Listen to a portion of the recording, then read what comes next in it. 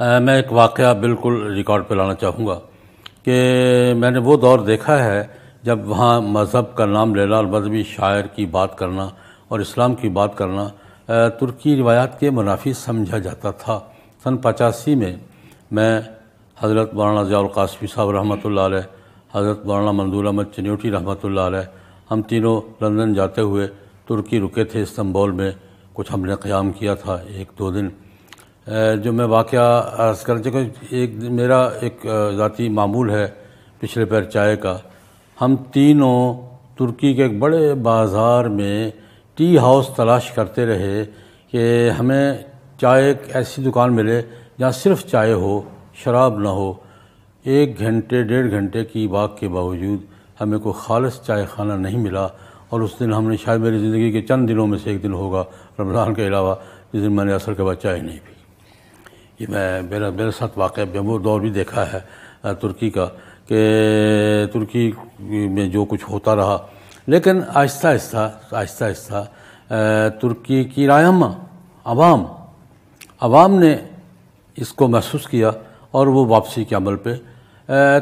رجب طیب Erdogan, یہ کوئی ایسی بات نہیں کہ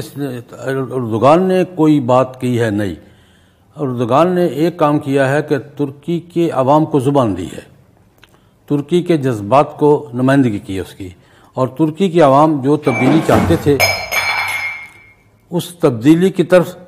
رجب طیب اردوغان نے ان کی رہنمائی کی ہے۔ اور میں سمجھتا ہوں کہ یہ جو آہستہ آہستہ ترکی اپنی پرانی اقدار کی طرف واپس جا رہا تھا۔ ترکی کی اقدار میں یہ بات ہے، آج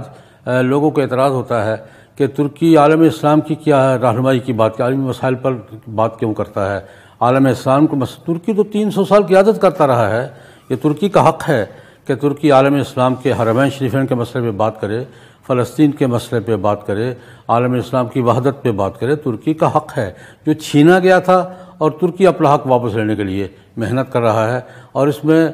رجب طیب اردوغان کا اتنا ہی کردار ہے کہ وہ عوام کو اس نے زبان دی ہے، عوام کی رہنمائی کی ہے۔ اصل میں یہ ترکی عوام ہیں جو یہ تبدیلی چاہتے ہیں، اور ان کے مشترکہ جذبے سے اور کوششوں سے، جس کا مظاہرہ دیکھ لیا لوگوں نے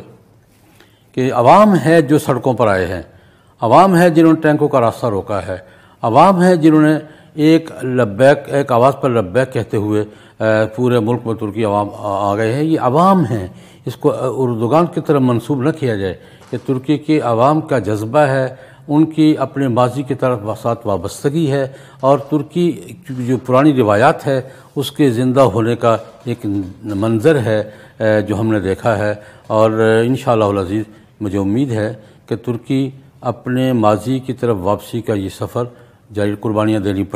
پڑی ہیں، لیکن انشاءاللہ ماضی کی طرف واپسی کا یہ سفر